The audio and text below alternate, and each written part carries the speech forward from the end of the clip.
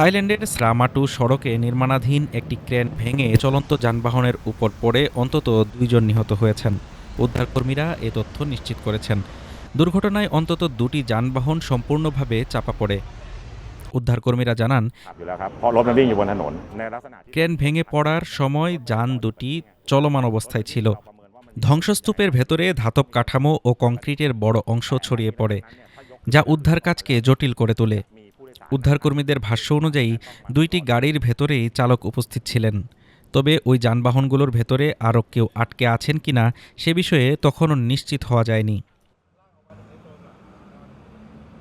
দুর্ঘটনার পর থাইল্যান্ডের জনস্বাস্থ্য মন্ত্রণালয়ের চিকিৎসক দল ঘটনাস্থলে মোতায়েন করা হয়। স্বাস্থ্য বিভাগের এক ঊর্ধ্বতন কর্মকর্তা জানান, পরিস্থিতি অনুযায়ী অতিরিক্ত চিকিৎসা দল পাঠানোর প্রস্তুতিও রাখা হয়েছে। এই দুর্ঘটনার পর রামাটু সড়কের নিরাপত্তা ব্যবস্থা নিয়ে নতুন করে উদ্বেগ দেখা দিয়েছে। দীর্ঘদিন ধরে নির্মাণ কাজ চলা এই সড়কে অতীতেও একাধিক গুরুতর দুর্ঘটনা ঘটেছে বলে জানিয়েছেন স্থানীয় এক জ্যেষ্ঠ চিকিৎসক।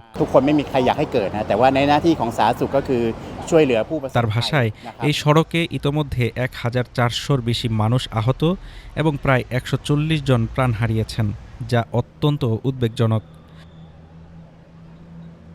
কর্তৃপক্ষ জানিয়েছে, উদ্ধার ও ধ্বংসস্তূপ সরানোর কাজ চলতে থাকায় নিহতের সংখ্যা আরও বাড়তে পারে। Desk report, Dhaka today.